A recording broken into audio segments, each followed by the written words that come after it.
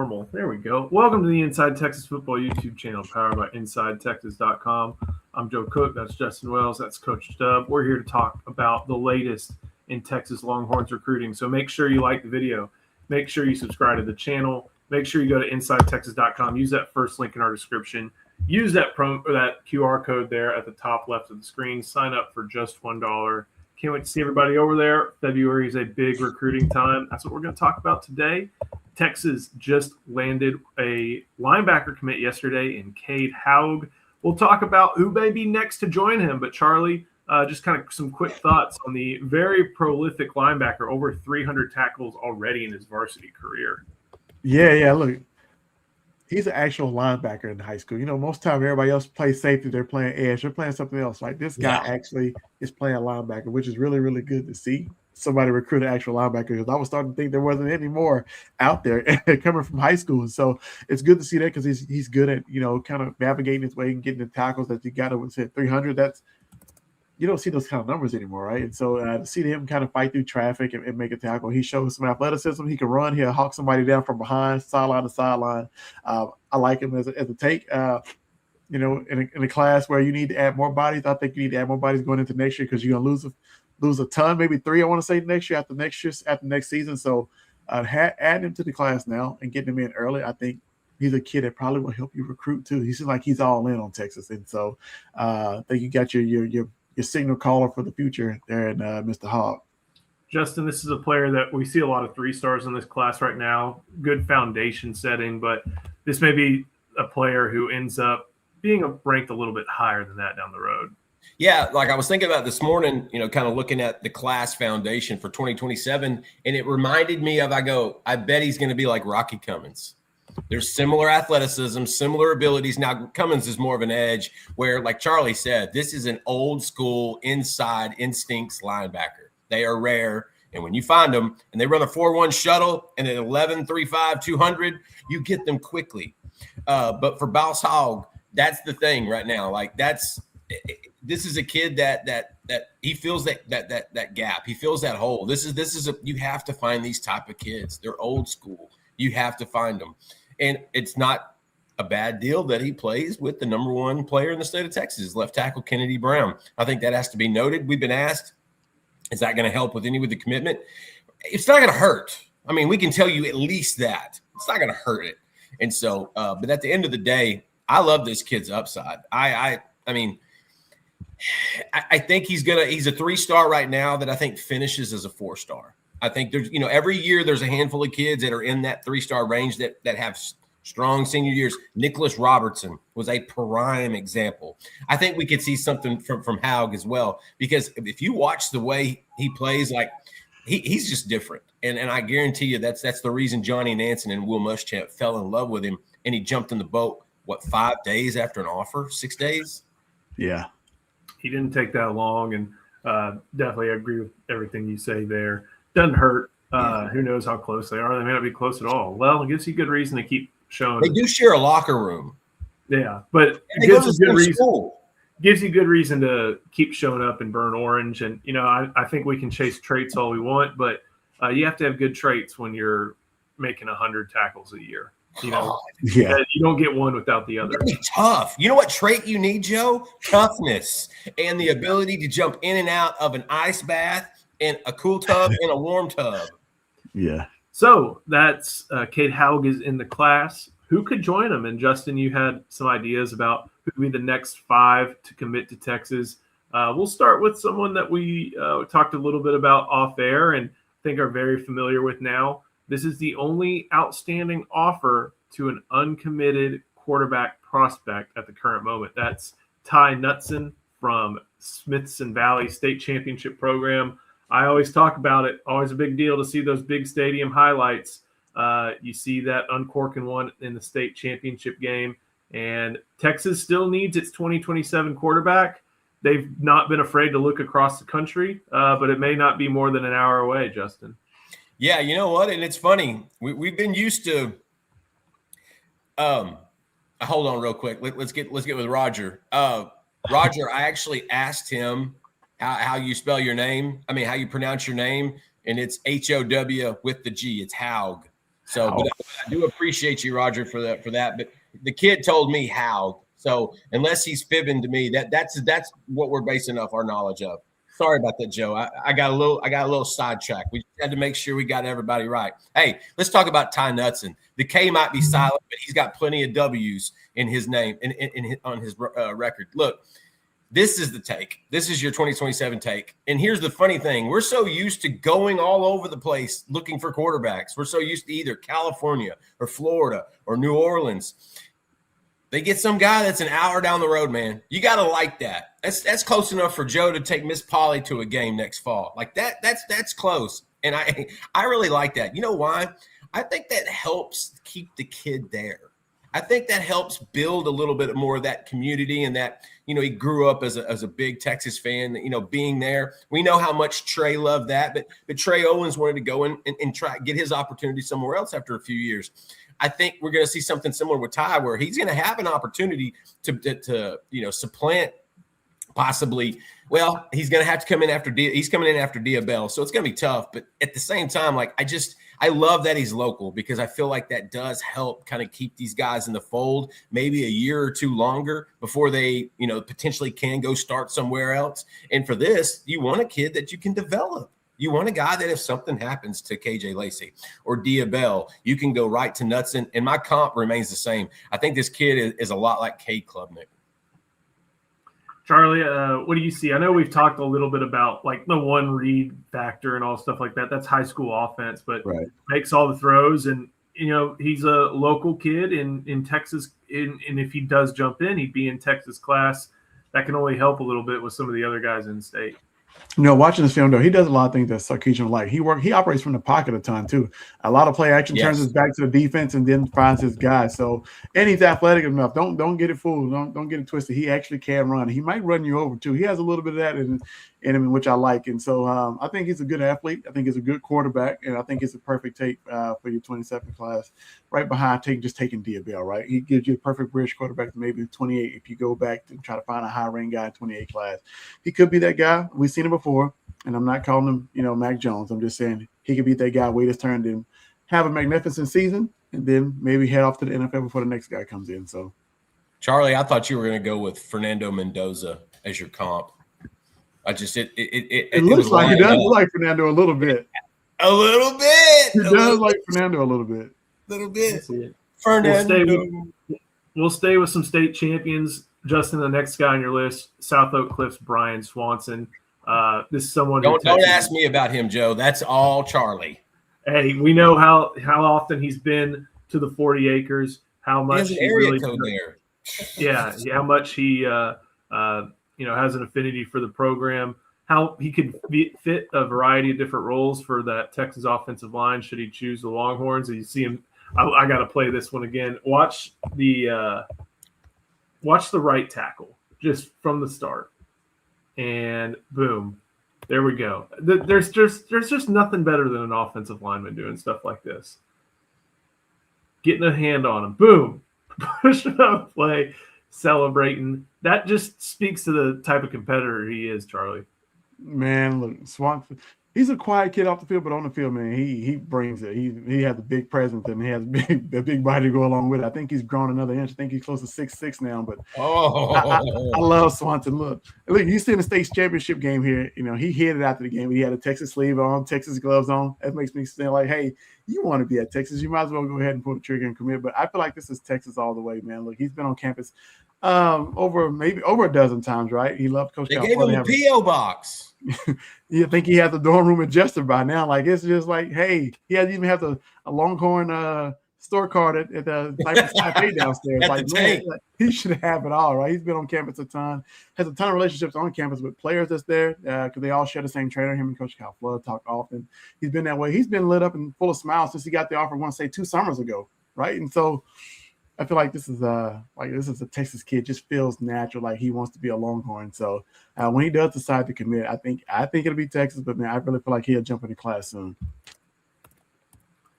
Look, someone to really look forward to, I think, and just track. And hey, you always have to. It's always a good idea to get in that South Oak Cliff program because they're just cranking out talent year after year after year, cranking out champions. year after year after year. Before we keep going, got to show some love to our sponsor. That is Roback. Go to roback.com. Use the code TX20 and it'll get you 20% off your purchase for all new customers. They've got Texas gear. They've got gear modeling your favorite city. They've got great workout attire. They've got everything. The best is at Roback, RHOBACK.com, 20% off if you use the code TX20 at checkout. Next up, Justin, we got to go to Anna, Texas. Got to talk about our guy, Peyton Miller. And one of the things so far with all these guys, and that will carry over in all five that we talk about, is they've all made recent trips to Texas. In the case of Swanson, he saw Texas a ton throughout the course of the fall. But everybody else, including Miller, they made their way to Texas for some recent junior days. The Longhorns are in a great spot for him. And this is someone you look at and you're like, that's the interior guy, and he can do it really well. Yeah, that's your center take. And the thing I love about Peyton Miller is that, he can play anywhere on the O-line. We've seen him play offensive tackle a few times. But it's that he knows he's the center take, and he's really smart and cerebral, and he's bought into that. And the coolest thing there is, and I think that's why Texas and Texas Tech are his leaders, because they have really built in on that relationship that you are that center take. You know what really, Texas was already in a great spot before Miller showed up on junior day. But when Sark and Flood told him, you know what, you might need to play early. You might need to play as a freshman. We don't have the depth at center that we would like to have. Peyton Miller's eyes were glowing, okay? Just glowing. Like that was what you want to hear from one of the top O-line coaches, from one of the top programs, from one of the biggest schools in the country. That's what you want to hear. And so I think Texas is in a great spot. Yeah, man. And there's so much stuff that he does well. Honestly, I think he could play guard easily, actually. He's going to get bigger. He's going to get a little bit bigger. He's got a great frame already, and he's got a moldable frame. There's not a lot of bad weight there at all. Like, that's going to be a guy that gets bigger and stronger, but, and a little bit sharper. And so big fan of Miller. Coach Williams can also, talk about this kid a little bit more. I think he saw him last before I did. But, no, I think this kid I think him and Texas make a lot of sense. Yeah, I was going to say, add on to him playing center. He loved the fact that center has a lot of responsibility, getting everybody lined up, making all the calls. Like, he wants to take on that responsibility of saying, hey, this is the Mike linebacker. Oh, this guy's coming. He's like, I can embrace that role and be the leader on the offensive line. So when you get a kid who can be humble enough to say, you know what, I can be the center. I don't have to be the big money position, left tackle, whatever case. I can be the center. I can run this thing. That's the type of kid you want. That's the leader of your offensive line, so to speak. And so, like you said, him and Coach Calfo talked about him playing center. When I caught up with him at the Under Armour game or practices before the game, and he embraced that role. He said, you know what, this relationship with Texas is really, really growing. And I plan on going to junior day, which he made. He came down, and then after that, Texas followed up on a visit to Anna, Texas, and he was blown away. Yes. Like, man, the Texas coaches came all the way to little bitty Anna, Texas to see me.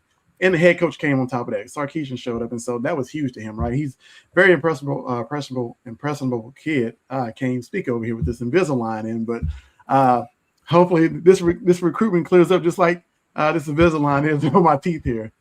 I'm trying to figure out if you know what the U for Anna, because they're the Anna Coyotes, and they have a big old U on their logo. So I'm sure somebody knows what it is. Maybe if Craig Way is watching, he can fill us in. But we got to leave Texas. We got to go all the way out to California. We got to go to where Richard Wesley hails from, and that is Sierra Canyon High School. Justin, remind me of the name again, and remind me of, and this is, he plays defensive line. You see this rep here on the O-line. But he plays defensive line, and he plays it physically. Tell the people about Kasai Curry. I remember. There we go. Homeboy just got him an interception there. And you know why? Because he kept his head on a swivel. He stayed on the line, and he just kept his head up. I love that. Here's the thing. Yeah, Kasai Curry was the big name that we put on that list. And I even mentioned he may not be the next guy to jump in this class, but I certainly think Texas is trending for him. He was supposed to hit Baton Rouge 2 weeks ago for a junior day. He took a wrong turn, wound up in Austin, and fell in love. Will Muschamp, Steve Sarkisian, Alan Clark, Kenny Baker, all had time with him, all spent time with him. He got to hang out with Richard Wesley and kind of get an idea of what it's been like early on campus. Listen, Curry's the number 3 defensive lineman in the country. He can go anywhere he wants. I believe he did follow up a trip with LSU the last weekend. Ohio State's going to get one. USC's going to get one. He's a big name, but he assured us he's going to be back in Austin by this spring, and Texas will get an official visit in June. And I think that's huge. These kids are seeing the development at the D-line. And it's not something we have to ask about. It's not something I think the Longhorns have to bring up. It just now becomes the standard. When you're watching Byron Murphy on Sundays, brother, that's as good as it gets. There's not a more active interior defensive lineman in the NFL right now. And so I think we're starting to see the residual effect of that a little bit. And that's why, when we saw the coaches on the road, didn't it seem like they were offering a lot of edge and defensive linemen? Because I think that's the priority of this program now. I think they all want to find the next big guy.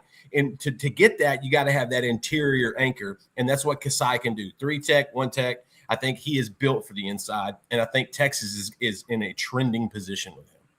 I didn't know about these O-line clips. That's pretty impressive at tackle. He's kind of a man down. He just pushed the guy 20 yards, Joe. Yeah, and it kind of resulted in a 6-yard sack, but that's not really his problem. No.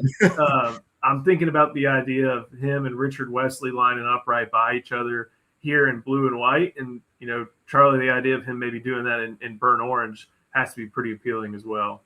Yeah, look, when he came for Junior Day, you got to see how big he was. Who is this big cat here, quick reflexes, fast, quick feet. Like, you can see him here, man. He's aggressive.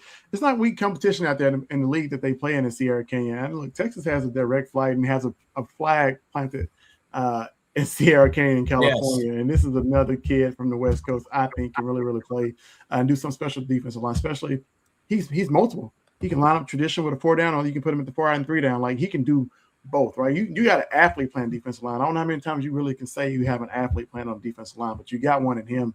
And so I love the way he played pad level. You can tell he's just kind of big. He's a grown man amongst boys out here on this film. You can kind of tell. But you put him next to Richard Wesley, those two can team up. They won't get homesick. They be right there together. I think it's a perfect fit. Before we get to the last guy, we got to come back to Texas. This from Jose Castle kind of fits into the O-line discussion with Swanson and Miller. How many offensive linemen will Texas take this upcoming cycle? I'm thinking 4 to 5. It depends, really. Like, how many guys do they retain after December? Is going to tell me how many they might sign 2 weeks later. I think that's the thing. Like, it's that target. Yeah, I feel like it's easy to say 4 and just keep going, because we don't have the exact number. Sometimes we do. We don't on this one. It's fluid, which I think with O-line recruiting, it's going to be fluid for a while. Last guy we got to talk about is Montre Jackson from Garland, Lakeview, Centennial. He made his way through to Austin. And, Justin, this is a prospect who really athletic, true corner, and someone who isn't afraid to throw his body around either. Yeah, so Charlie and I really like this kid. We've known this kid for well over a year. It's obvious when a kid really likes Texas. In every cycle, there's a handful of these kids that no matter how many offers they get, and Jackson had over 30 offers before Texas even knocked on the door, okay? But once they did, there's no other door. There's no other behind the curtain. This kid's going to Texas. He loves it. He's loved Texas. He loves everything about it. Mark Orfe has actually started to prioritize him. Maybe it was that 10-2.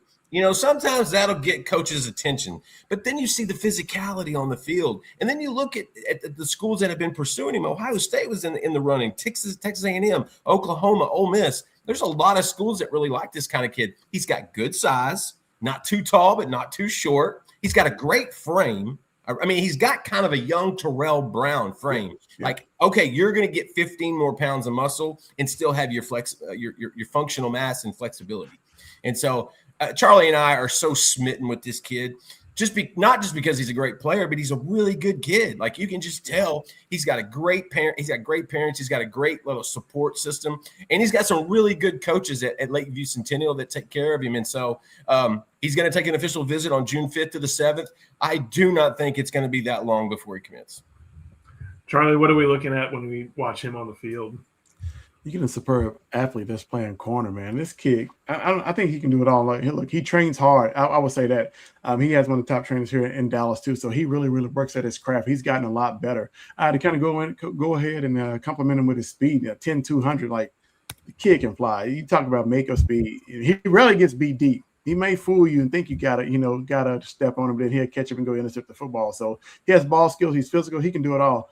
I know he hasn't gotten any kind of work done because every coach kept pulling him out of class when they were down here in Dallas visiting. I think every school stopped by to see this kid. He's that kind of talent. You got him, and he trains with another top corner here that's not on this list, and John Meredith. You put those two together, that's probably one of the best duos in the country that nobody can throw in. So, but no, he's a very confident kid. I love his demeanor. He wants the best receiver every single Friday night line up. He wants to go sideline to sideline and cover the best guy. So that's what kind of guy you want at the corner. But he also can return kicks. If they put him at receiver this year, which you may see him catching touchdowns too. He can do it all. Just a great all around. If he's not on a jet sweep, I'm calling somebody. That kid can fly, Charlie. Let's go watch it. Hey, Charlie, let's go watch him run track. Yeah, let's go to track meet. Let's go to track meet next week. Let's go. Yeah, we gotta go. Hey, I was looking up Texas Relays, not far away. So man, I'm hoping we get some dudes this year. Man, I love going to that event. I love seeing all the people compete. Yeah, I'm with you, Joe. Make sure, Joe, talk to them and make sure we got a really good list of football recruits there. I know you've got people. You can call in some favors. Come on, you're Joe Cook in Austin, dang, Texas. I'll see what Flo can do. I don't know if I have his number, but I can Get in touch with us. Go to InsideTexas.com. Use that first link in our description. Use that QR code there at the top of your screen. Sign up for just $1. We'll have recruiting talk throughout the off season, and then everything you need to know as it heats up throughout the early part of 2026. Justin, Charlie, thank you so much. Thank you for watching. Like the video, subscribe to the channel if you haven't already. We'll see you next time on the Inside Texas Football YouTube channel powered by InsideTexas.com.